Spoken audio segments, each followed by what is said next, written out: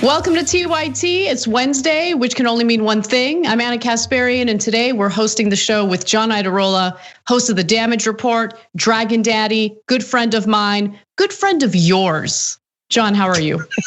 Every one of you. And don't say it's not true. Anna, I'm okay. And more importantly, I'm happy to be doing the show with you.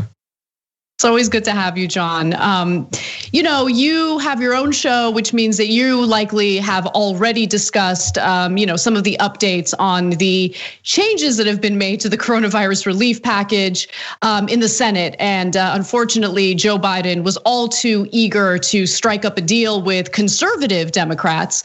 And we're going to fill you guys all in on that story later in the show. Hour 2, we'll have Nando Vila join me, and we'll discuss other important topics, including, some of what we've heard from Andrew Cuomo in response to the sexual assault allegations. I'm just say mostly sexual harassment allegations, although I would argue putting your lips on someone else without their consent is also considered sexual assault, but we'll discuss that later. And it's gonna be a great show.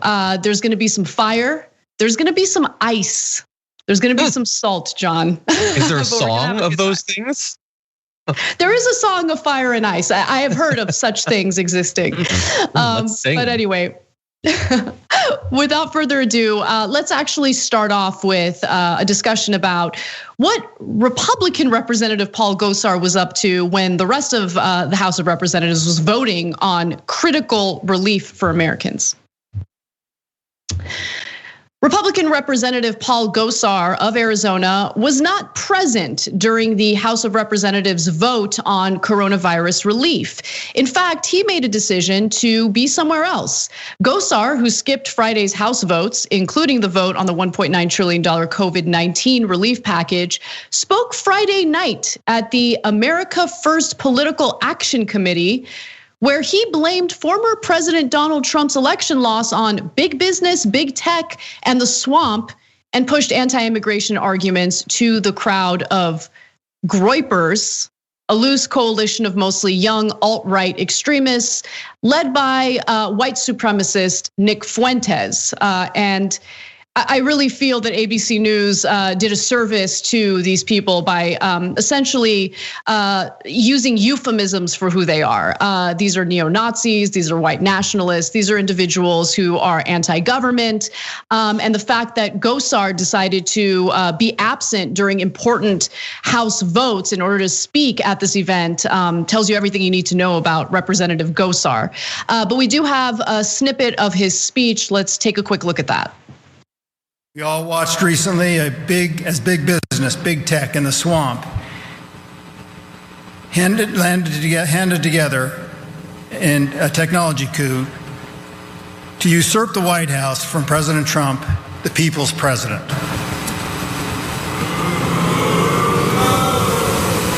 Shadowy elites and the deep state continue to collude with big tech and big media to further disenfranchise President Trump and you, the American patriots.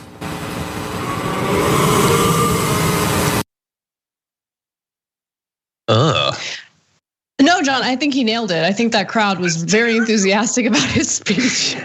I think like half of them are like, yeah, don't do that to Trump. The other half are like, this isn't good enough, do better. What an awful. No, well, to be fair though, like, from their point of view, he's giving a really uninspired version of the big lie. But I'm sure from his point of view, that's the best you've got for booze? Are you half asleep? I'm telling you, they're trying to take out your God. They both This sucked. is like, optically speaking, this is exactly what I would expect from any type of conference put together by someone like Nick Fuentes. Like, they didn't want to invest in any lighting for the event. They're like, we can't really get some big name speakers. Let's get this Gosar guy, not really charismatic. Which, by the way, I love that it was a train wreck. Like, what Gosar is trying to do there is continue pushing insane conspiracy theories, many of which seeped into the minds of insane people who decided to storm the Capitol on January 6th. Okay, so I'm not in any way supportive of any of the messaging here. That's clear, but I can't help but notice just how poorly this speech really went. And when you hear the crowd booing, they're not booing Gosar, they're booing the Democrats, they're booing what they believe was an unfair electoral system, which, by the way, I agree. I think the electoral system is incredibly unfair. It's just that I want to make it more democratic, whereas they want to essentially do away with whatever we have left of our democratic process in order to install whatever right-wing lunatic they want in office. But this is what Gosar was up to while the rest of the House of Representatives was voting on a relief package that Americans desperately need right now, both Democratic voters and Republican voters. So find it interesting that Gosar doesn't think it's that important at all. Yeah, I think that, look, Gosar is among other amazing examples every day of how all of the different checks on our politics and our politicians, sort of like the guardrails, I guess, just aren't there anymore. Like, in theory, when you're running for Congress, having virtually every member of your family put together an ad about how much of a D-hole you are, that would hurt you as a politician, but it didn't with Gosar. Skipping, debate or a vote on the aid bill during, what objectively is the worst crisis of our lifetime should really hurt you. But none of it really seems to anymore. He seems to have made the calculation that talking with those individuals is more potentially valuable to his current political position and his future political aspirations. And I can't say confidently that he's not making the right call there. Yeah, I mean, we're talking about a House member from the state of Arizona, and we know what the state Republican Party is like. He is making a political calculation, but honestly, aside from, I think it's different from other Republican lawmakers, right? I think that Republican lawmakers like Ted Cruz, for instance, will certainly say all sorts of things that he doesn't believe in order to support whatever agenda or whatever hero worship is taking place among Republican voters. Like he will say things he doesn't believe just to further his political career. Whereas it's different with Gosar. Gosar is one of them. And I don't think that there's really been enough emphasis on that because, first of all, let's just focus on who Nick Fuentes is for 1 minute, because Nick Fuentes, who put this entire thing together, also spoke at the event. And I'm gonna give you a few of his quotes. He says, if America loses its white demographic core, then it's not America anymore. He also said, he praised the Capitol rioters. While I was there in DC, outside of the building, I saw hundreds of thousands of patriots surrounding the US Capitol building, and I saw the police retreating. I said to myself, this is awesome. And he also said in his speech, to see that Capitol under siege, to see the people of this country rise up and mobilize to DC with the pitchforks and the torches, we need a little bit more of that energy in the future. And the reason why Gosar was there is because he agrees with that message. How do I know that? Well, a leader from the Oath Keepers, one of these anti-government right-wing gang groups in this country, put out a video recently and talked about how Representative Gosar actually did attend one of their meetings and answered an important question regarding civil war in the United States. Let's take a look at what he had to say. We did a meeting a couple of years ago where our elected representative from Washington, Paul Gosar, came out, and we asked him flat out at that time, do you think we're heading into a civil war? And his response to the group was just flat out, we're in it. We just haven't started shooting at each other yet. That was Jim Arroyo, and he is from the Oath Keepers chapter in Arizona. And so why is a member of the House of Representatives attending meetings for right-wing gangs in this country? And why is that not an issue? We have these conversations about Marjorie Taylor Greene, and those are definitely valid discussions to have. Lauren Boebert and all of the other far-right members of Congress. You have some of them literally showing up to meetings that are being held by groups that stormed the Capitol on January 6th. It's amazing. It really is. I mean, I remember, John, in 2012, there was a Republican lawmaker who argued that if a woman gets raped and if a woman gets raped, you don't have to worry about her getting pregnant because the body has this whole way of shutting things down. That's what he argued. It was such a ridiculous, ignorant, and offensive comment that it destroyed his political career. He's done. Yeah. But things have gotten so much worse, like to the point where you have right-wing lawmakers empowering right-wing extremists in the country and protecting them. Yeah, and implying, that we're in the Civil War, we're not shooting yet. That's great. It just reminds me so much of, you'll have people like Meghan McCain on The View will be like, if you try to take people's guns, you'll have a civil war. I'm not saying if that's a good or a bad thing. I'm just saying maybe it'll happen. It's all these people that are like agnostic about millions of Americans killing each other. So that's terrible. The comment from the Nick Fuentes guy about the demographic core. I don't even need to hear any of his other comments. If you say that, I know exactly who you are and what you believe about America.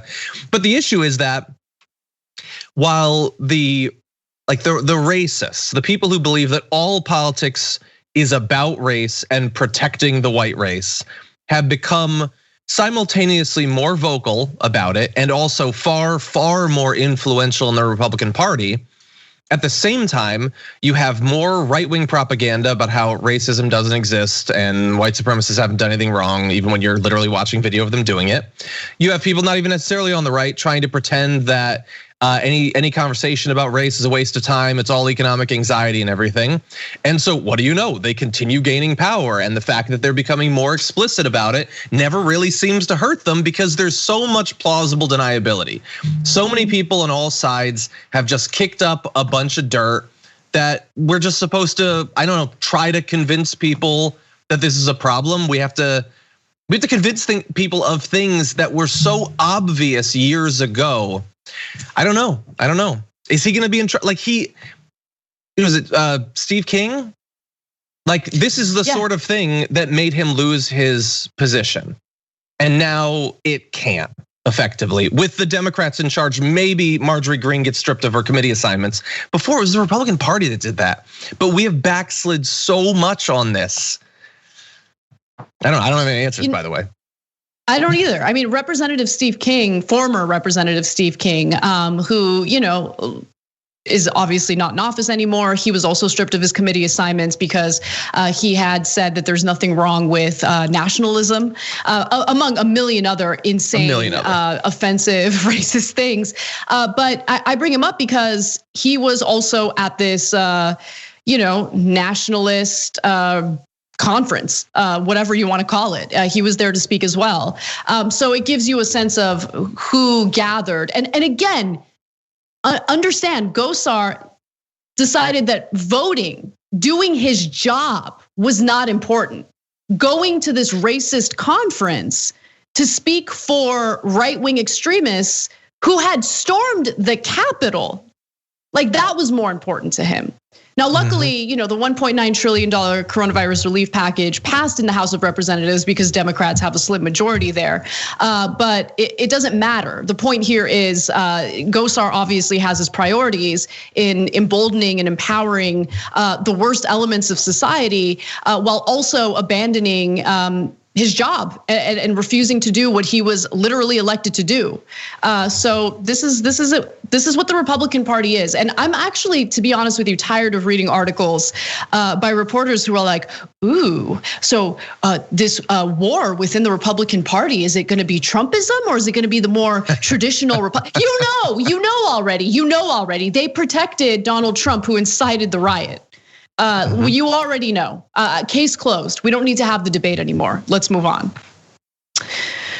Well, speaking of moving on, Mike Pence has broken his silence since the Capitol riot, and I have lots of details to share with you on that.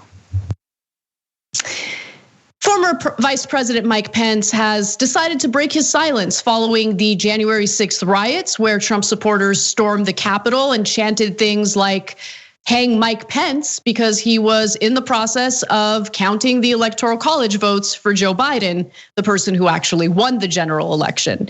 Now, in an op-ed for the Daily Signal, Pence argued that, we need more election integrity.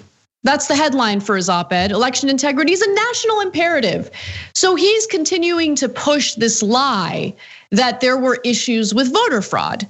A few excerpts from his piece where he says that after an election marked by significant voting irregularities and numerous instances of officials setting aside state election law, I share the concerns of millions of Americans about the integrity of the 2020 election. Do you?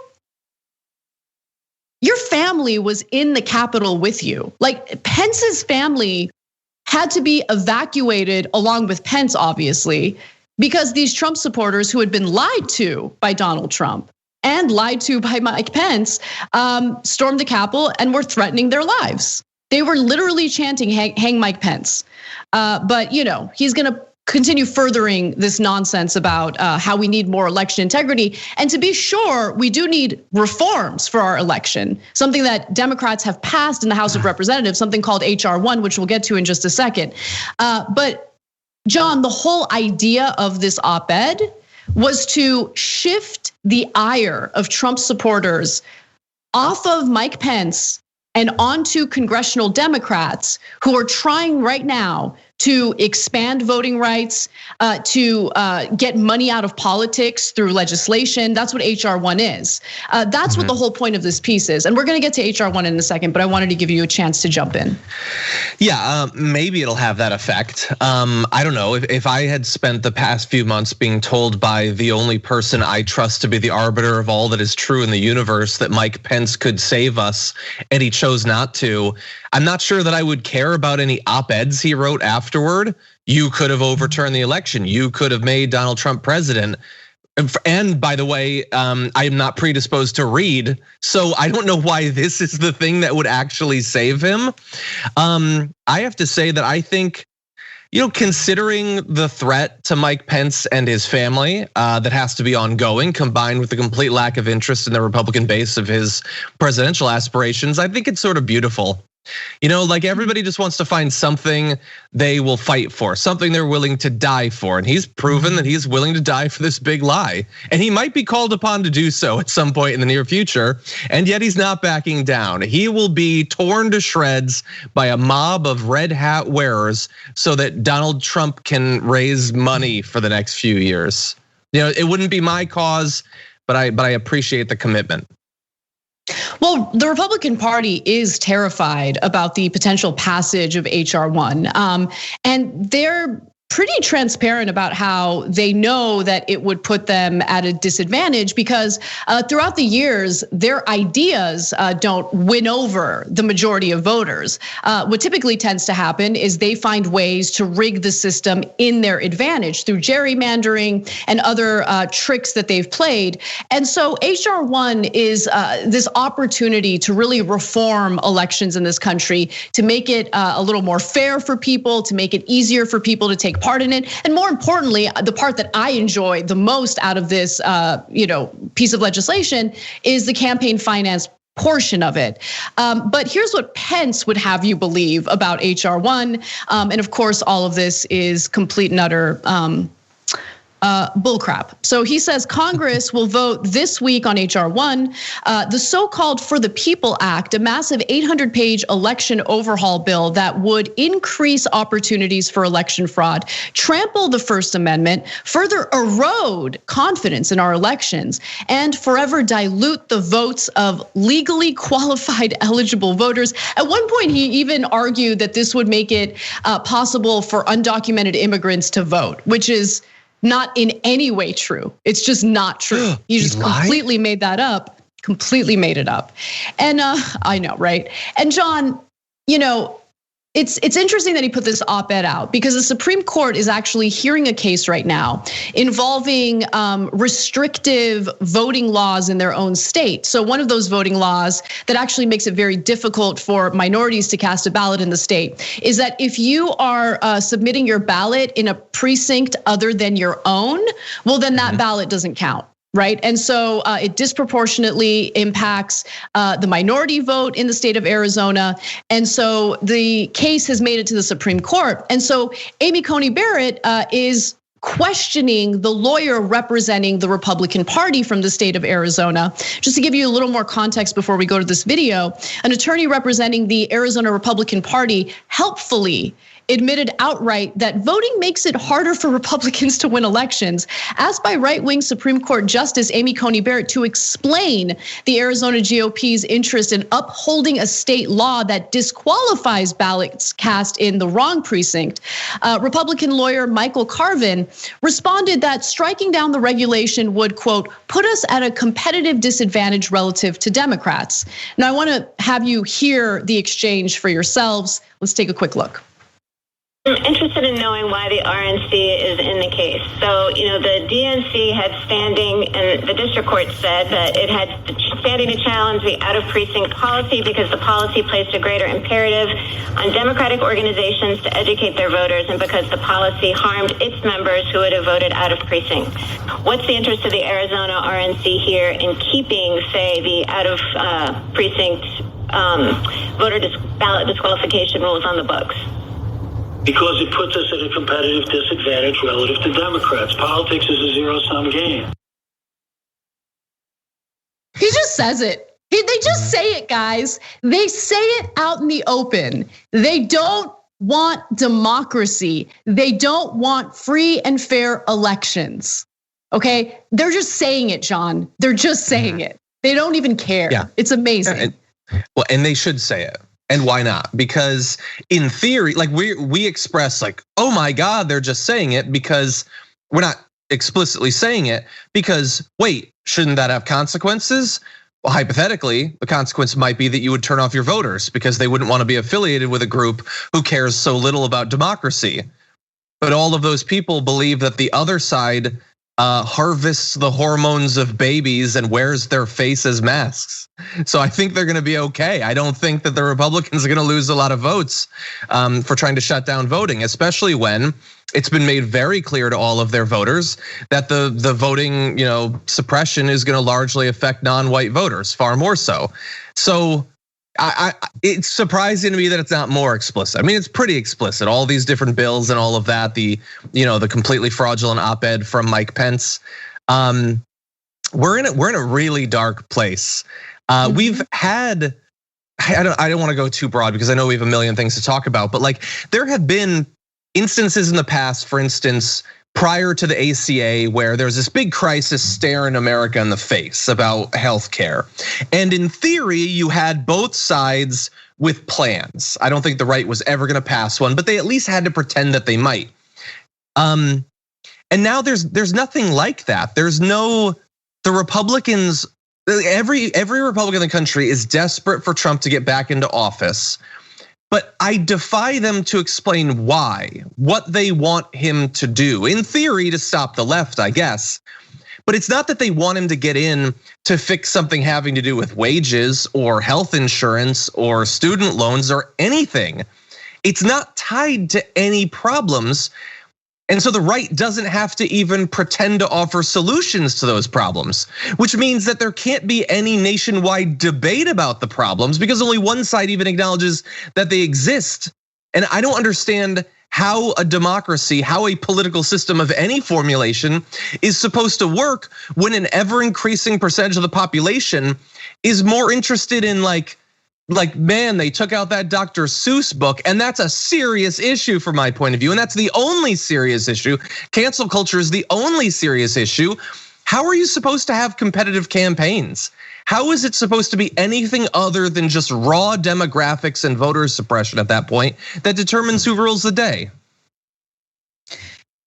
Yeah, I mean, that's what we've been dealing with in several states. That's what's gonna get worse unless HR 1 actually passes. And just a quick word to Democrats who are refusing to nuke the filibuster in the Senate, and also a word to the Democrats who immediately cave to conservatives, even though they have the majority in both the House of Representatives and the Senate. You're not gonna pass HR 1. They're not gonna pass anything. Like what I'm hearing right now, how could they, right? I mean, if they caved immediately on a $15 an hour minimum wage, something that's tremendously popular, what do you think they're gonna do with the passage of HR 1 in the Senate? What do you think they're gonna do, guys? Do you think they're gonna fight for it? You think they're gonna fight for it? They're not gonna fight for it. And I keep hearing all this nonsense coming from the corporate media about how Biden doesn't want to use all his political capital on a $15 an hour minimum wage in the coronavirus relief bill because he has an infrastructure bill coming up. BS. That's funny. BS. If they were unable to pass $15 an hour minimum wage through reconciliation, they're not going to be able to do it when it comes to an infrastructure bill through the Senate. They're not going to fight for it. They're not going to fight for anything. The Senate, even under the slim majority of the Democratic Party, is where important legislation goes to die. We have lots of updates on that for you later in the show, but it's beyond frustrating because what Republicans understand is raw power, and they understand when it makes sense to use Machiavellian strategies to get what they want. And they've become more and more emboldened, John. Like they don't care. You're right. And we don't have an opposition party to them. Yeah, like I think I agree with everything that you're saying. The only issue I would take with it is they won't fight in the future, because it's not even a thing where fighting could in theory work. The reason we're talking about Democrats fighting now is we have to theoretically win over Manchin and Sinema or whatever. But like on these other issues where it won't be reconciliation, it doesn't even matter if we get all of them. Fighting to get every Democrat won't matter because you're never gonna get Republicans to sign on to literally anything. We do not have a functioning government. And fundamentally, you have one party that identifies that in theory could identify problems and try to fix them. And then you have another party that doesn't want the government to literally accomplish anything. That's a huge impasse. And where you said the Republicans understand raw power, we might say hypothetically in the future, if Republicans wanted something, they would nuke the filibuster. But I would argue they already have in literally the only area that they care about, with judges. They don't want those to be filibustered. In terms of legislation, they don't care about the filibuster because there's no legislation they want to pass. There's no bill that they care about actually passing. They got their tax cuts, they can get judges. They don't need a majority. They need to hold on to 40 seats, and that's it. That is literally it. You're right. That's the situation we find ourselves in. So if the Democrats in the Senate aren't fighting tooth and nail to nuke the filibuster right now, there is no future for the Democratic Party. And it's just gonna continue allowing the Republican Party to accumulate more power, more influence over our elections. They're gonna continue rigging the system to their advantage. And that's the situation we find ourselves in. And look, I know this is definitely downer commentary. It's not very optimistic, but in the second hour, Nando and I are going to discuss a number of these stories involving the coronavirus relief package. You know, AOC compared the minimum wage in the United States to what workers get paid in Denmark. There's a very specific reason for that, and it's labor power. It's labor power. We need to stop focusing on this hero worship strategy in politics. There are no heroes in Congress. We need to make sure that we organize and empower ourselves to apply the pressure necessary to get them to bend to our will. And we'll discuss that later in the show. But for now, we're gonna take a quick break. We'll be right back.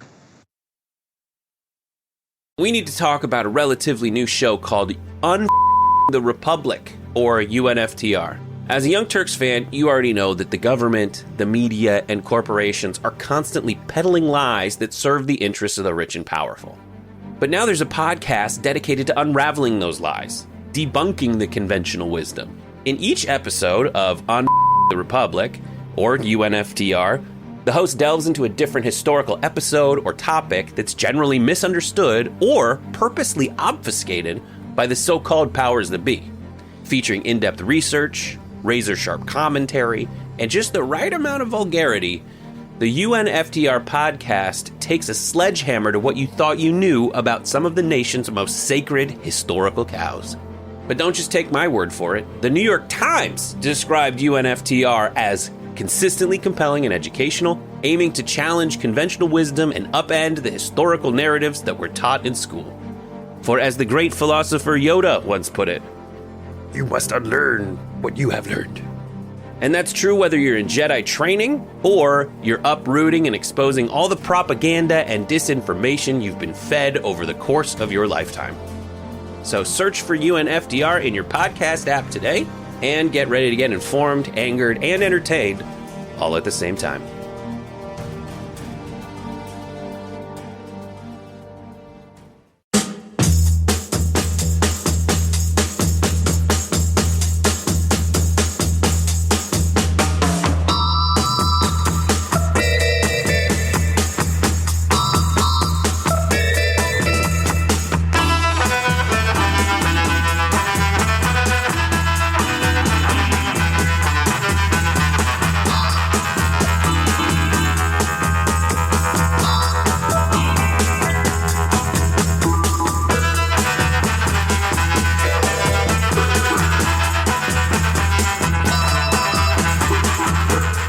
Hey everyone, welcome to our first social break of the show. I'm going to start off with member comments.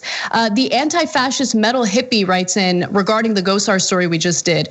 Nick Fuentes is a white nationalist that is trying to mainstream the ideology. Much like Richard Spencer was before Unite the Right, he's trying to marry mainstream conservative politics with the hatred of overt fascists. And look, to be honest with you, it's not that difficult to do considering the types of Republican lawmakers we have in office right now. I don't even think it takes much persuading to get someone like Gosar at one of these Oath Keeper events. It's all McDonald's writes in and says Gosar was implicated by Ali Alexander as helping to plan the insurrection. Of course, he would speak at a neo-Nazi event. Meg says, wow, you can really see how Paul Gosar won his seat with an electric public, what an electric public speaker. He's not good, wow.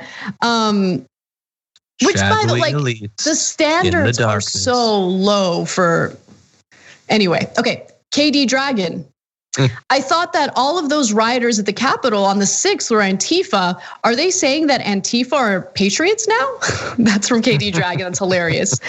Gabby Marita, why do I feel like the attendees of this AF PAC thing are basically a gaggle of people who utter the phrase, I'm not racist, but at least 53 times a day. Yeah, I don't even think that they try to deny that they're racist. I think they know they're racist. I think that they just accept it. I don't even think they're fazed by that accusation at this point. Nick Fuentes thought that, what's his name? Charlie Kirk wasn't racist enough. Like, come on. All right. Greg says, hey, Republicans, your terrible opinions and policies also put you at a competitive disadvantage. I'm not seeing any rush to change them because they know, okay, so there's, Corey Robin is a political scientist that we interviewed on weekends. That's the Jacobin show that I do with Nando. Look for that video at youtube.com/JacobinMag, because what he argues is that Republicans have not had much in terms of like popular policies for a long, long time. What they focus their energy on is further, destroying our democratic process to their advantage, like changing elections structurally in any way they can in order to maintain their power. So they can have the unpopular opinions, but it doesn't really matter at the end of the day. I mean, that's why they can lose the popular vote, but still win the electoral college and find themselves in office. It's incredibly frustrating. And Dirge writes in and says, gerrymandering puts the Democrats at a competitive disadvantage. Maybe they can get struck down if this ruling goes for the Republicans. We'll see.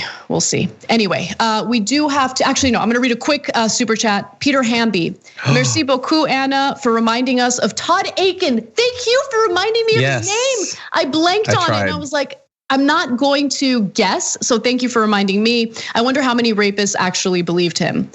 I'm sure quite a bit. It's disgusting. Anyway, we got to get back to the show. I'll see you guys there.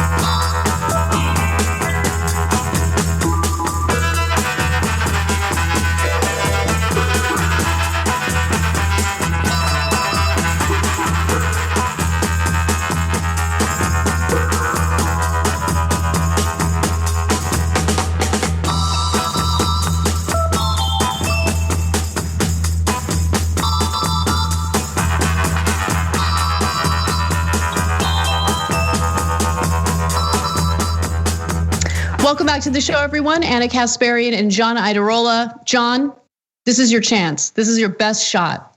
Promote your show, The Damage Report. Oh, geez. It's fine. It's fine. If you've worked through all your podcasts or whatever, and you're waiting for a new episode to come out, like, I don't know, maybe look into it. No, it's we have a lot of fun and we talk about a lot of great stuff. We have awesome guests on, both my co-hosts, like today was JR Jackson. Tomorrow, Adrian Lawrence is gonna be joining me.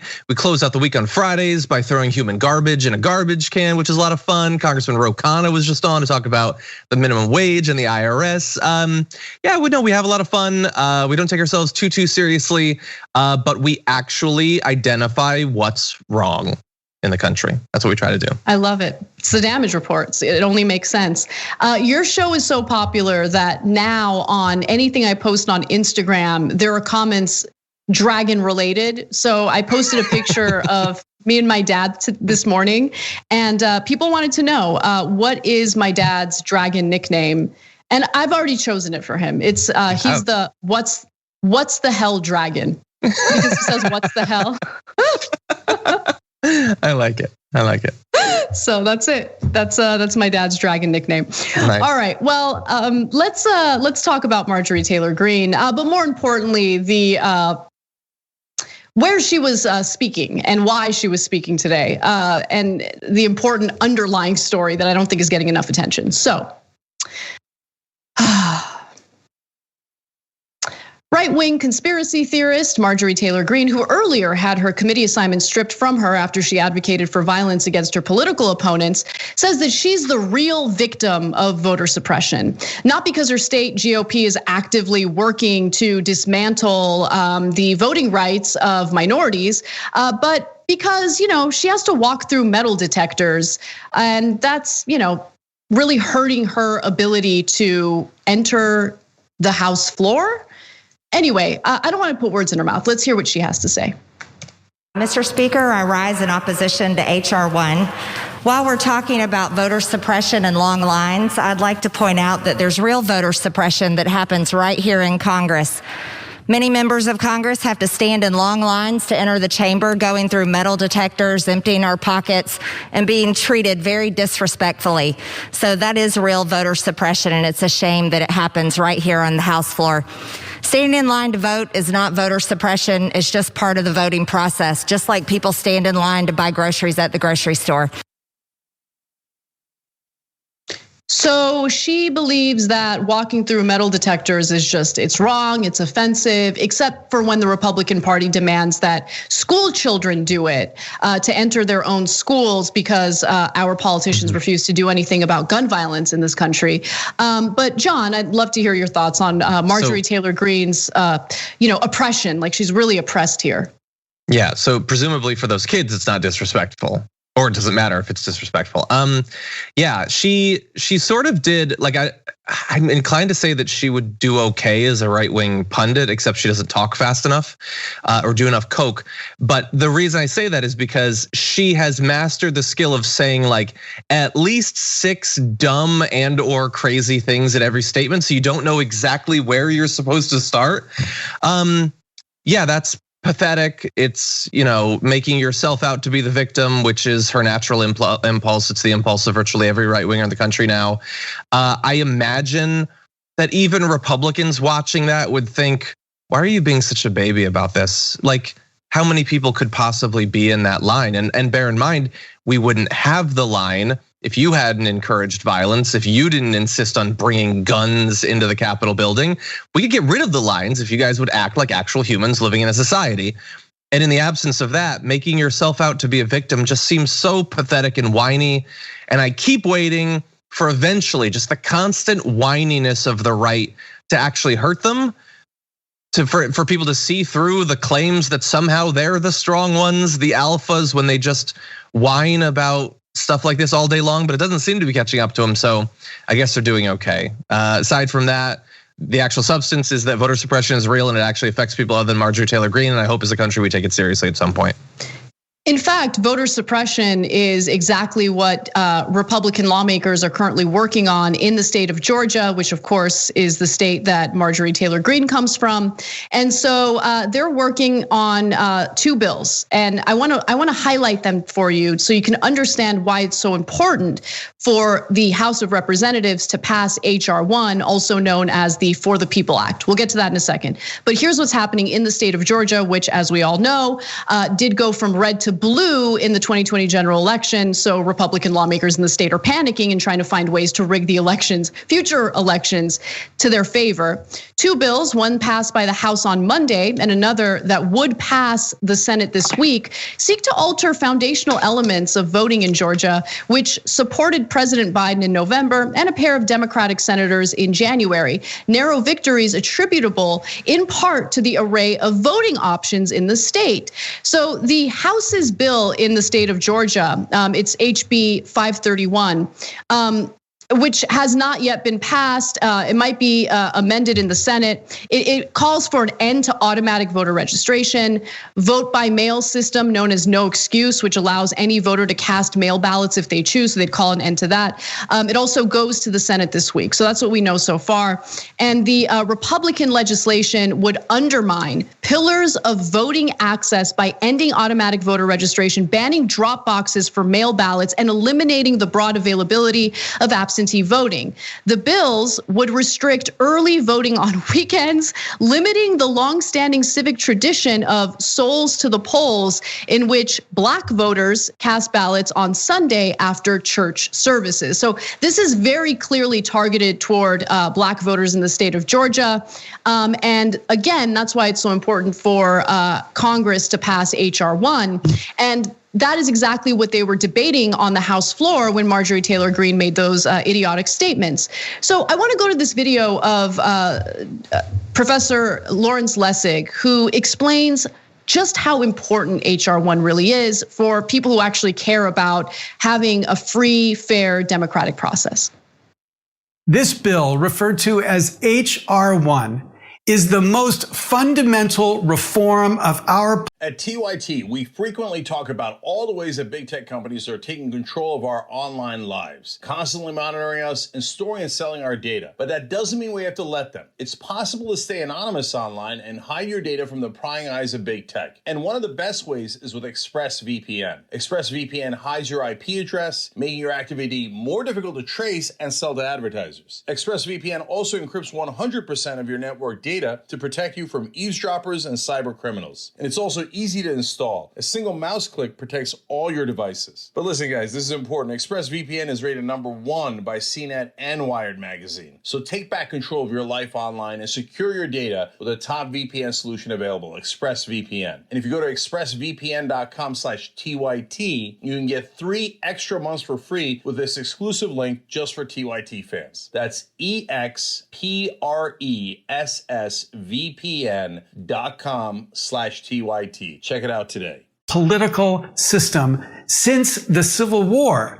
This bill would establish public funding of congressional elections. It would end partisan gerrymandering in the states. It would establish automatic voting registration. It would restore the Voting Rights Act. It would establish an extraordinary system of ethics to keep those congressmen focused on what their constituents want rather than what the lobbyists want.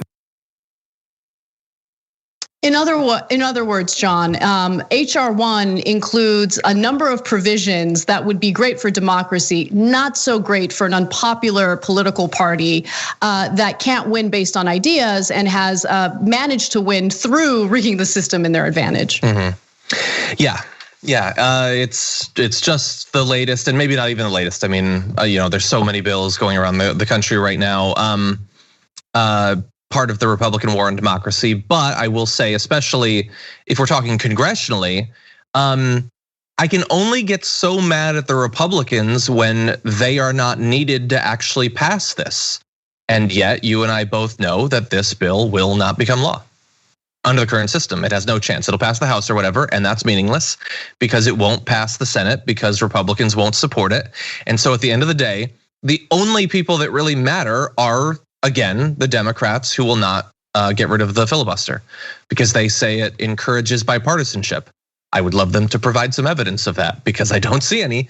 But Kyrsten Sinema and Joe Manchin, and probably others, by the way, to their credit at least, they say they won't override the filibuster. There's probably other Democrats that aren't even being honest about that.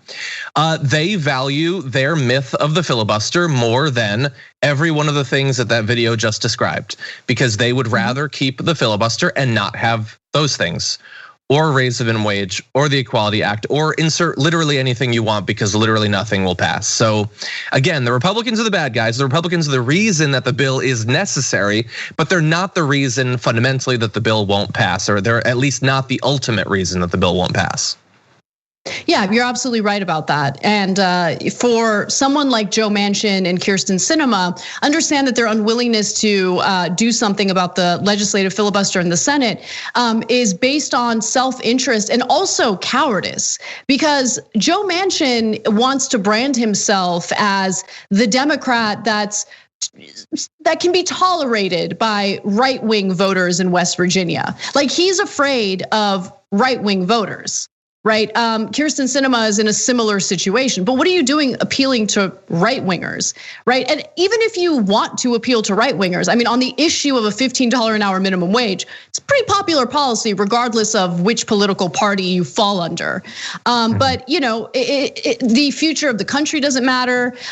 Doing the right thing doesn't matter for these politicians. Just maintaining their political power or their position of power for what? For what is what matters to them. I mean, imagine yourself as a United States senator, or imagine yourself as the vice president of the United States, where you have enough power to get things in motion to improve people's lives, and you don't take that opportunity.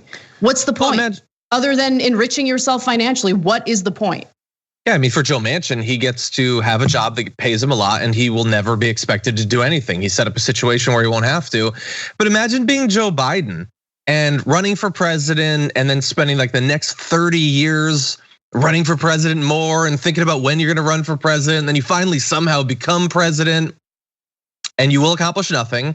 And you're not even pushing for the change that would result in you possibly being able to accomplish something. Imagine and maybe it'll happen, but already I'm thinking, like, imagine having wasted decades and decades of your life to accomplish literally nothing because some myth about Mr. Smith goes to Washington or something like that. It's really sad. I mean, it's far more sad for the people who are being devastated by the lack of solutions to their problems. But on a shallow level, it's sad for people like Joe Biden as well. We got to take a break. When we come back, Andrew Cuomo has broken his silence. What does he have to say about the allegations of sexual harassment? And Fox News has a debate about Cuomo's actions as well. We'll give you that and more when we come back.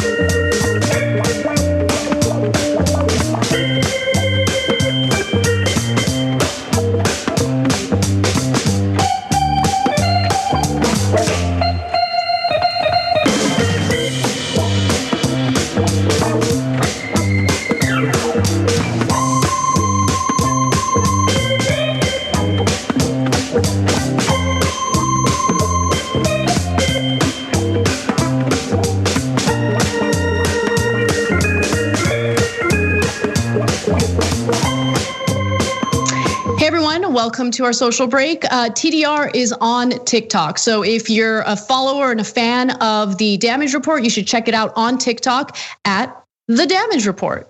Lots of fun stuff, I'm sure, on that TikTok page. Do they call it a page, John? I don't know. I'm not on TikTok. I'm starting to get pulled in.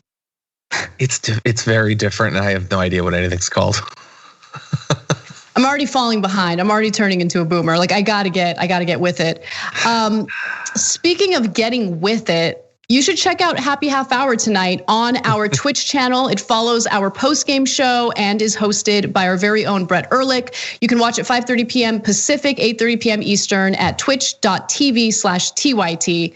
And then I'm gonna read comments. I'm gonna go to comments, okay? Let's go to the super chat comment from Christina. Is there any trouble coming tomorrow? Q said March 4th was the day that Trump would be reelected. Love TYT. I don't know. I know that there have been some worries about that, but it's really hard to tell. I think what if he does different become president? What if?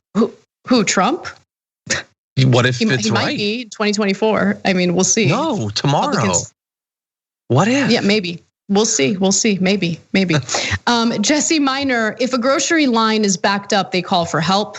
Referring to the story we were talking about earlier. Special thanks to our YouTube members, new YouTube members. We have Marcy Carrillo and we have Todd Wolgamuth, I hope I pronounced that correctly, and Susan Griffin. Thank you so much for being supporters of TYT and joining as members. Hale the parliamentarian in our members section wants to know if, John, you and I are going to talk about Ayanna Pressley wanting to lower the voting age to 16. I actually had not seen that story. So no, we're not going to talk about it today, but maybe we'll talk about it right now. Go ahead, John. Sure. No, I will say that I'm familiar with it. I've got it set aside for tomorrow on TDR, but it happened relatively recently. All right. Someone who likes Bernie Sanders on Marjorie Taylor Greene, classic conservatism. I'm being oppressed because of this process that we all have to go through. I know, it's amazing. Diana writes in and says 15 minutes in line for groceries as opposed to 11 hours in line to vote. Typical right-wing false equivalency. I know, exactly. So stupid. It's so stupid. Bart Kyle. I know, it is. I just, I'm so numb to it. That's the thing that scares me the most. And then Bart Kyle, our very own Bart Kyle, who's a member of the show, says, just tell Marjorie Taylor Greene that the metal detectors will protect her from the Jewish space laser weapons and she won't complain. Problem solved. It's pretty amazing. It'll detect Bill Gates's nanobots. Maybe. All right, we got to get back to the show, guys. I'll see you there.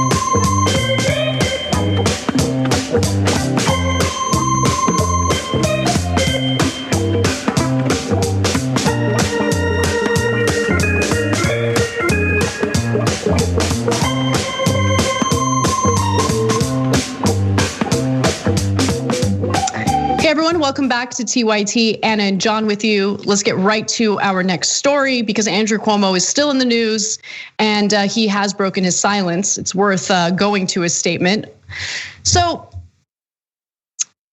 New York Governor Andrew Cuomo gave a press conference today and he talked about the coronavirus pandemic and also broke his silence regarding the sexual harassment allegations that have been put out against him by 3 different women, 2 of whom were actually former staffers of his.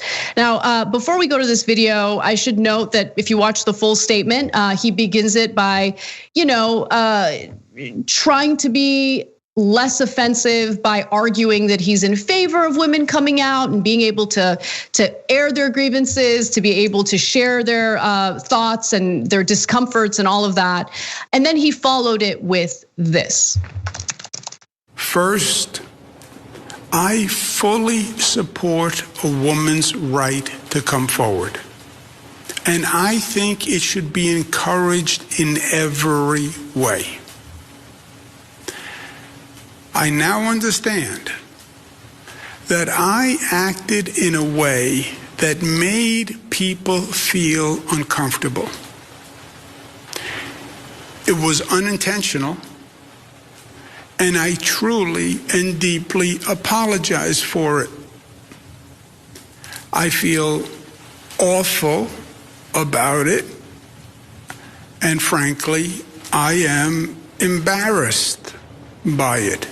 And that's not easy to say. And then he followed that by saying that it wasn't his intention to make anyone uncomfortable and that he did not inappropriately touch anyone. Even though we showed you a photo that was released by the third woman who alleged that he made her uncomfortable. He had his hands on her face and he had asked her if he could kiss her. And that was after he had put his hands on her lower back. And then the first former staffer who came out with sexual harassment allegations said that he had kissed her on her lips without consent. That's putting yourself on someone physically, that is touching someone inappropriately. I think that's worth noting. He is dealing with an independent investigation after he tried to appoint someone that he's close to do the investigation. Luckily, the Attorney General in New York stepped in and did not allow that to happen. So there will be an independent investigation, which I'm happy about. Letitia James is the prosecutor who's pursuing this, which is important. But that statement, I'm not good in my opinion. But John, I wanted to get your thoughts. I mean, I think it was better than the last one from Sunday. The Sunday one was, I apologize that you in your dumbness misinterpreted my meaning, basically. This was better than that, especially, I don't know if it was honest or not, but he definitely sounded like he was on the verge of crying, which is better, I guess, for an apology, for you to have some sort of emotion other than condescension. So this is better in that respect. I mean, he refuses to step down, by the way. Oh, well, definitely. Yeah. No, I get that. That's a relevant part to this story. He was asked by reporters if he's willing to step down, and he's like, no, I'm not stepping down. And by the way, there are Democrats in the media who are, pushing all these ridiculous conspiracy theories about how this is just an attempt to destroy him politically. But look, remember, I don't want anyone to forget this. What he did in making these women uncomfortable, especially given the power dynamic as he's, was their boss with two of the former staffers. Like it's a problem, and I'm not in any way arguing that we should forget about that. He should certainly be investigated for that. But I also feel like everyone has forgotten about the massive scandal involving Cuomo deciding to force nursing homes to readmit elderly patients who were still recovering from coronavirus. That spread coronavirus in nursing homes. That led to a giant number of elderly people dying, contracting the virus and dying in these nursing homes. And then his administration intentionally, purposely to suppress the numbers. He covered up mass deaths. That's what he did. That alone should force him to step down. That is not a small thing, guys. That's huge. And for any Democrat who is critical of the Brian Kemps and the Ron DeSantis's and all the other Republican governors, the Greg Abbotts, all the Republican governors who have mishandled the coronavirus pandemic, how dare you not hold Cuomo accountable for what he engaged in?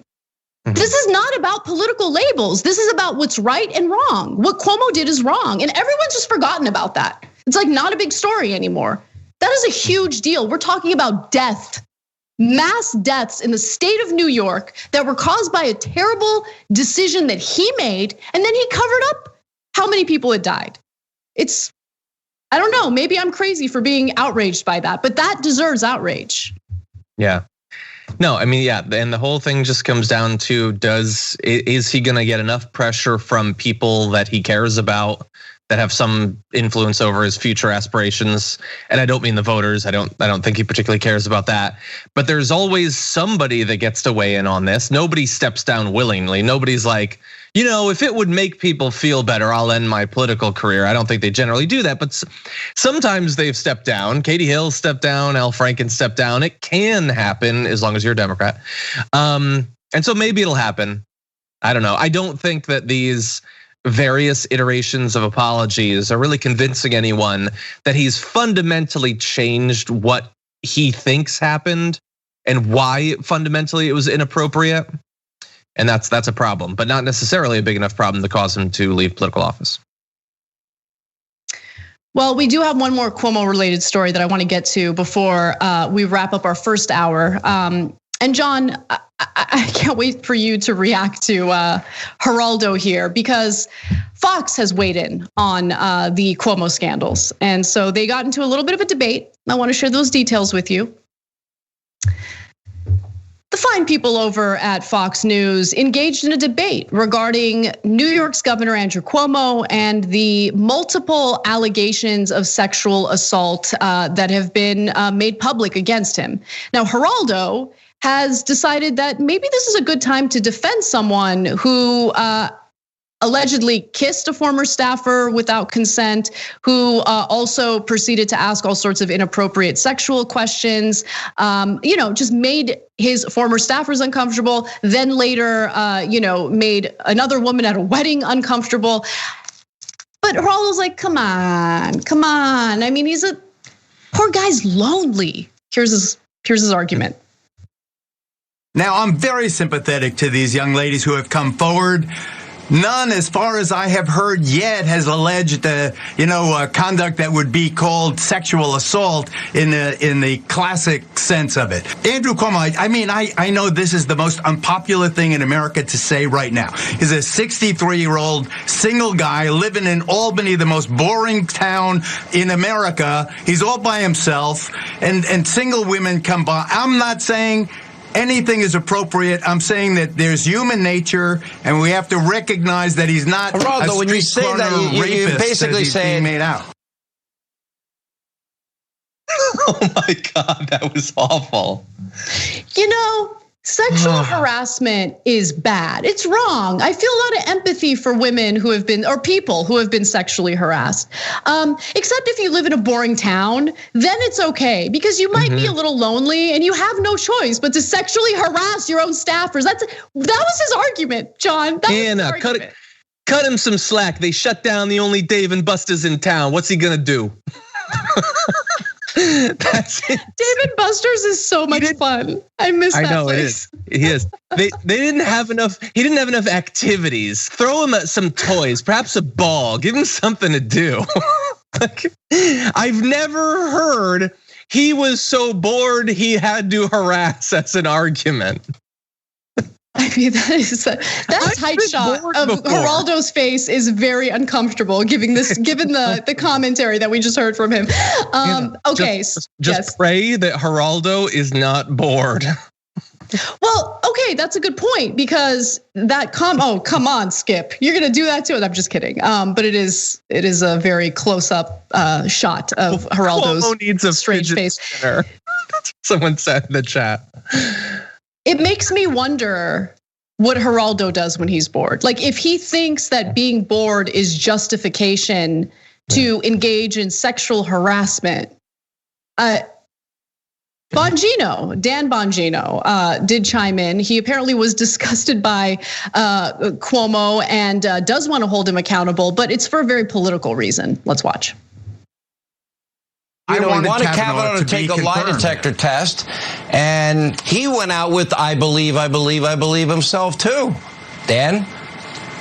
Yeah, that's all crap what Geraldo just said. Because listen, I'm sorry, man, but this, like you just said, this guy has put himself on the totem pole of morality. He's put himself at the top. Oh, Kavanaugh, who had the most ridiculous accusations you've ever heard leveled against him, debunked by every credible person who understood what really happened in Kavanaugh. And Cuomo was out there. He needs to take a polygraph test, a lie detector test. Nah, man. I'm sorry, Geraldo. He could be lonely all he wants, and go what are you get gonna a do dog. with him? What are you gonna do? You're gonna arrest him? I'm not doing anything with him. He's disgusting and he's a creep. I don't want anything to do. I wouldn't even have a tequila shot with this guy. Let's get a freaking dog, man. If you're lonely, stop putting your mitts on people. It's probably not a good idea to be doing kissy play with people who aren't interested. It's kind of gross. Unlike Andrew Cuomo, I actually believe in process. Andrew Cuomo is innocent until proven guilty. Even though I dislike the guy, As much as I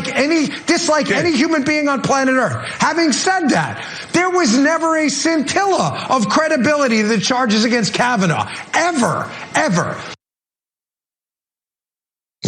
Yeah, well, Bongino, I mean, for him, this is a political issue, and it doesn't need to be a political issue. Kavanaugh had credible allegations against him. Kavanaugh did not face a real FBI investigation. The FBI did a narrow scope investigation that was supposed to last a week, which was far too short, but they didn't even take up a full week. They decided with less than a week in this investigation that, he's good, he's fine. Yeah. Okay. Well, he's a Supreme Court justice now, so that's great. But this is not, I want to be clear, this is not a political issue. And yes, Cuomo should resign, not only because he sexually harassed former staffers and one other woman that we know of, but also because he made terrible decisions that led to deaths in nursing homes in his own state, then proceeded to cover up those numbers and lied to the people of his own state, and then proceeded to threaten a Democratic state assemblyman for not defending him publicly after he had been embroiled in that cover-up scandal with the nursing home deaths. So yes, he should resign, Geraldo. He should resign. That's what he should do. Yeah, no. Exactly. I think you handled that very well. I will say that this is a political issue, not the Cuomo stuff. He's got plenty of political issues. No, what you just saw on Fox News is a political issue. And the political issue is that a bunch of, what do you know? It's a bunch of guys have a view of whether sexual assault or harassment are being bad or not, which is entirely just a product of who did it and what are the implications of acknowledging it. That's it. There's no further thought than that. Whether accusations are credible or not doesn't mean anything. It just means, do I want to believe they're true? With Kavanaugh and with Cuomo, it's the same thing. It's the word of the woman and further contemporaneous confirmation and all of that. It's the same thing, but they care about one and they don't care about the other because fundamentally they don't care about women or assault. They care about political payback. We've figured out something that I don't think is complicated here, which is that we reported on Cuomo and on Trump's accusers and on Kavanaugh's accusers and on Tara Reade and on Madison Cawthorn. What do you know? We found a way to be consistent on sexual assault, but virtually no one else can do that. Everybody picks maximum 50% of that span that we just talked about and pretends to care about it briefly if it'll produce some political outcome that they like. It doesn't seem super complicated to just take it seriously all the time and talk about the accusations. I would advise other media outlets to look into it. It's not as hard as you might seem to believe it is. Yeah, when you use something as serious as sexual harassment, sexual assault as nothing more than, something meant to be used for political leverage, you're just as bad as the people who engage in that behavior. You're helping to cover up or defend individuals who engage in that behavior, while at the same time using it as something to destroy political opponents. It's an issue that should be devoid of a political agenda and should focus solely on doing what's right to protect people. Because as we know, especially when it comes to sexual harassment in the workplace, women are disproportionately represented as the victims in that case. But people in general, I mean, we've heard stories of men who have had to deal with these types of advances, who have had to deal with sexual assault, who have had to deal with rape, right? And it doesn't get covered to the same extent, but it's a problem. And so this is a problem that should, we should want to deal with fairly to make sure that people feel protected, that people feel safe. But it just becomes nothing more than a political bargaining chip by bad faith actors. And it's incredibly frustrating to see it. So John, thank you so much as always for hosting with me in hour one. You're a hoot. Have a good time with you. You're a double hoot, Anna Kasparian. Thank you. And when we come back, Nando Vila will be joining me to talk about how conservative Democrats have destroyed your chance of getting a $15 an hour minimum wage through this Senate bill for coronavirus relief. We'll be back with that and more in just a minute. Thanks for listening to the full episode of The Young Turks. Support our work, listen ad-free, access members-only bonus content, and more by subscribing to Apple Podcasts at apple.co/TYT. I'm your host, Cenk Uygur, and I'll see you soon.